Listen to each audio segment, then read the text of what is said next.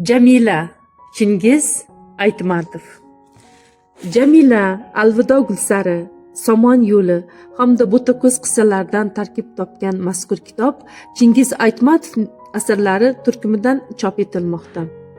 Jamila katta oilaga tushgan yangi kelinchak, ammo visol uzoq davom etmaydi. Urush yosh oilaga nafaqat hijron va ayriliq, balki parokandalik olib keladi. Turmush o'rtog'ini frontga jo'natgan kelin erkaklar mehnatini zimmasiga olib dalaga chiqadi.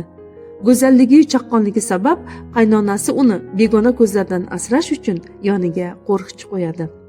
Frontda nogiron bo'lib qaytgan odamovi Doniyor nimasi bilan Jamilaning sevgisini qozondi? Qaynisi sevimli yangasini akasi tirikligidayoq begona bilan ketishiga nega yo'l qo'ydi? Yo'qsil Doniyor bilan ketib, afsus bilan qaytishni kutgan ovul Jamila qismatida nimalarga guvoh bo'ladi? Chingiz Aytmatovning nafaqat ushbu asari, balki Tanaboy va Gulsari, Yer va To'lg'anoy, Abubakir va Kamol obrazlari gavdalangan keyingi qissalarda ham qahramonlar o'rtasidagi umumiylik va ziddiyatlardan o'quvchi faqat ijobiy natija kutadi.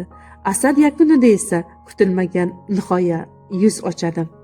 Aziz kitobxon, Zaribdor tuman axborot kutubxona markazi yozuvchi Chingiz Aytmatovning Jamila asarini o'qishingizni tavsiya etadi.